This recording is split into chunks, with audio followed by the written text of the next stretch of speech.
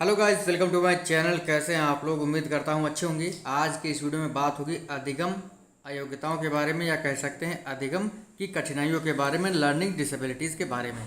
Channel पर अगर आप पहली बार आए, चैनल सब्सक्राइब कर लीजिएगा, बेल आइकन को दबा दीजिएगा, जिससे कि आपको नई वीडियोज़ की नोटिफिकेशन समय से मिलती रहे।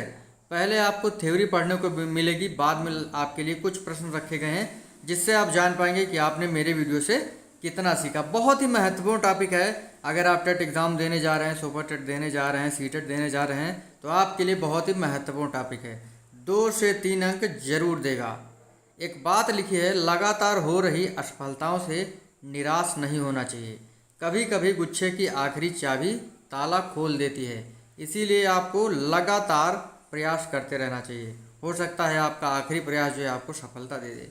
तो कभी भी निराश नहीं होना चाहिए। और तो जानेंगे अधिगम की कठिनाइयों के बारे में। देखिए, अधिगम की कठिनाइयाँ कहें, अधिगम अयोग्यता कहें, या अधिगम अक्षमता कहें, बात एक ही है। ठीक है। तो अधिगम अक्षमता शब्द सर्वप्रथम जो है 1963 में सैमुअल क्रिक ने प्रयोग किया था। इस चीज़ को आप लोग ध्यान रखिएगा। अधिगम अक्षमता क्या होता है? मतलब लर्निंग डिसेबिलिटी। किसी कारणवश जब किसी चीज़ को आप नहीं सीख पाते हैं, तो उसमें कोई ना कोई समस्या होती है। तो वही समस्या आपकी होती है लर्निंग डिसेबिलिटी। लिखा है सबसे पहले डिस्ग्राफिया। सभी ये जो आपकी समस्याएं हैं, इनको ट्रिक से जानेंगे और आपको एकदम दिमाग में बैठ जाएंगी। लिखा है डिस्ग्राफिया। ये किससे संबंधित होता है? लेखन संबंधी अयोग्यता से। डिस्ग्राफिया क्या होता है? देखिए, डिस्ग्राफिया में क्या रहा है? ग्राफ। ग्राफ आपने देखा होगा कैसे बना होता है, इस हिसाब से बना होता है, ऐसे ऐसे।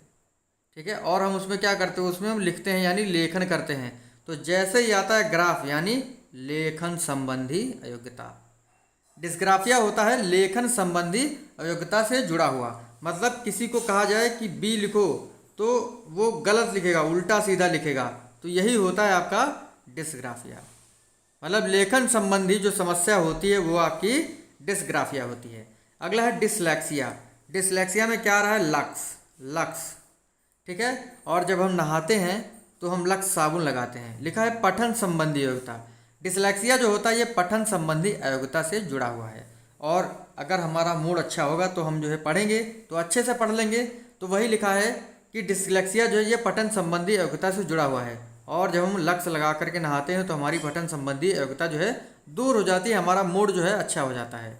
पठन संबंधी अयोग्यता में क्या होता है कि लड़का जो होता है वो कलम को क्या पढ़ेगा? कमल पढ़ेगा। क्या पढ़ेगा? कमल पढ़ेगा। तो पठन संबंधी जो समस्या होती है वो आपकी डिसलेक्सिया कहलाती है। ठीक है। और न्यूक्लियर को अनक्लियर पढ़ेगा। तो ये चीज़ें होती हैं। अगला है आपका डिसकैलकुलिया। डिसकैलकुलिया, कैलकुलिया मतलब कैलकुलेटर से जुड़ा हुआ है। कैलकुलेटर क्या करता है? गणना करता है, 2 + 3 = 5। तो जैसे ही आता है डिसकैलकुलिया, यानी गणितीय समस्या से जुड़ा हुआ है। इसमें जो बालक होता है वो जोड़ घटाना के जो सवाल है, यानी चिन्हों को वो नहीं पहचान पाता है, और रुपए पैसे छोटी छोटी जो चीज़ें होती हैं उनकी गणना नहीं कर पाता है। तो डिसकैलकुलिया जो होता है ये गणितीय समस्या से जुड़ा हुआ होता है।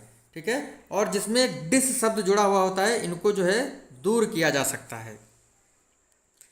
अगला है डिस्प्रैक्सिया। मतलब जिनमें डिस लगा होता है इनको जो है किसी ना किसी तरीके से दूर किया जा सकता है। जैसे डिसलेक्सिया को जो है कैसे दूर कर सकते हैं? अभ्यास करके। और डिस्ग्राफिया को कैसे दूर कर सकते हैं? अभ्यास करके। डिसकैलकुलिया को अभ्यास करके। तो जिनमें डिस शब्द जुड़ा हुआ होता है उनमें जो समस्या होती है उनको दूर किया जा सकता है। अगला है डिस्प्रैक्सिया, गतिक कौशल संबंधी समस्या, यानी सुनना, बोलना, पढ़ना और लिखना। अगर इनमें चारों में एक साथ जो समस्या होती है वो गतिक कौशल संबंधी समस्या होती है।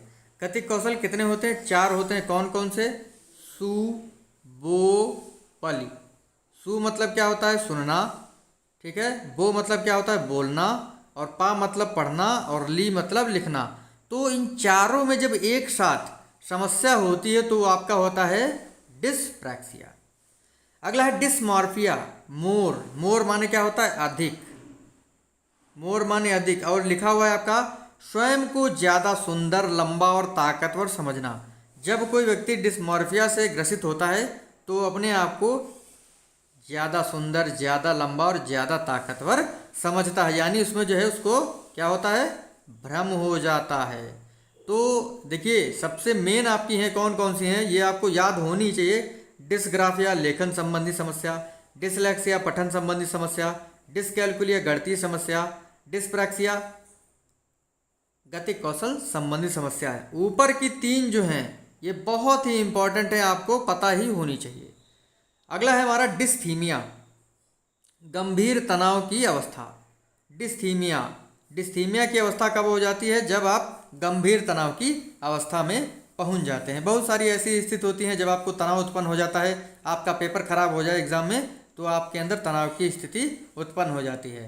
तो इसको कैसे याद रखेंगे, डिस्थीमिया में आ रहा है मियाँ, मियाँ जी को तनाव है या मियाँ जी को काफ़ी तनाव है, जिसकी वजह से वो तनाव की अवस्था में चले गए हैं। मोर आएगा तो मतलब स्वयं को ज़्यादा सुंदर, लंबा और ताकतवर समझना।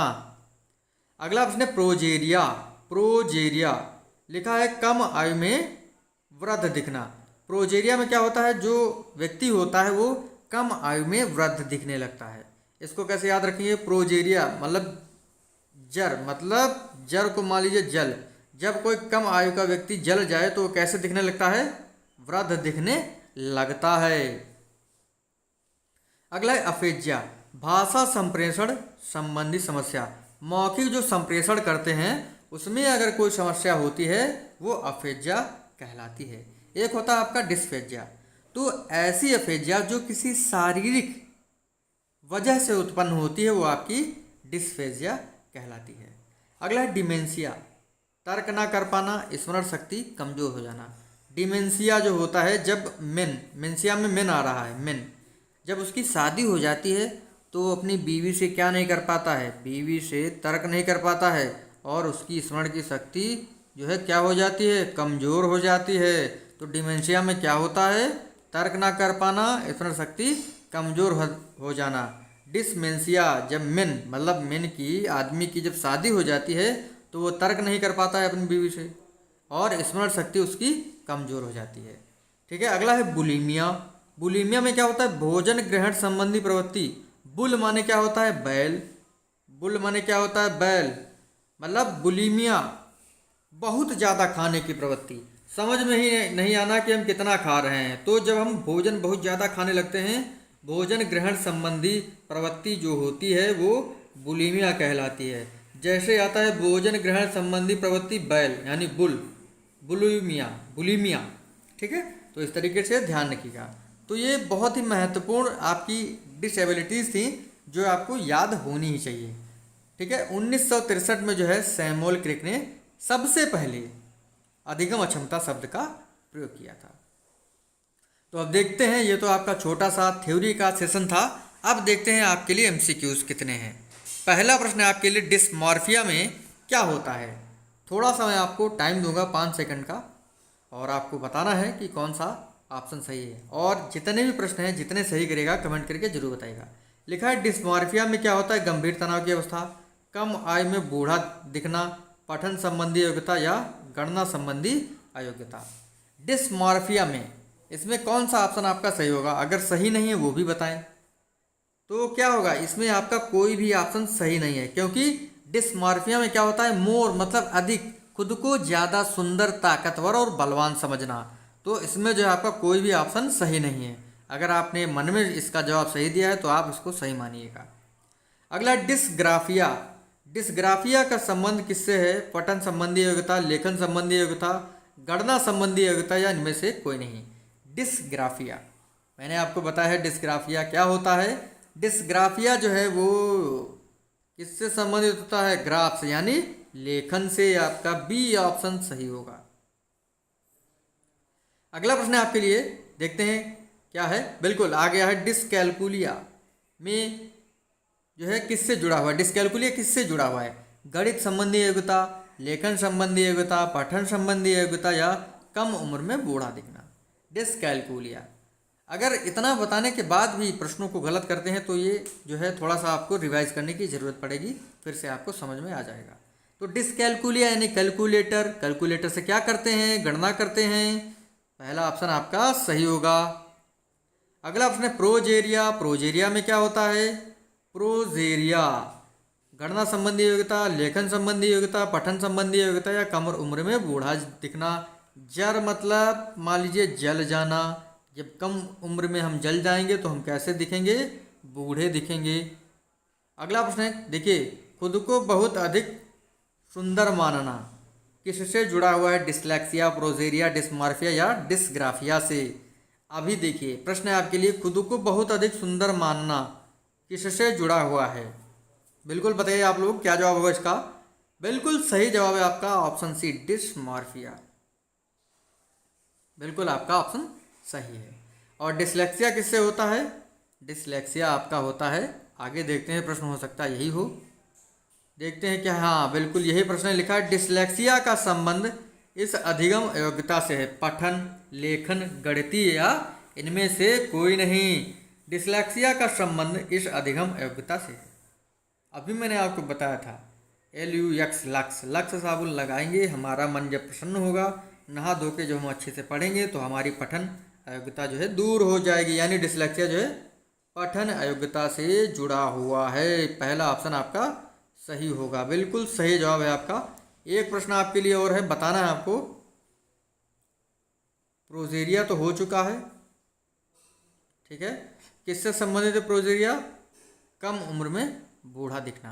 आपको बताना है बुलीमिया किससे जुड़ा हुआ है, ठीक है। बुलीमिया किससे जुड़ा हुआ है।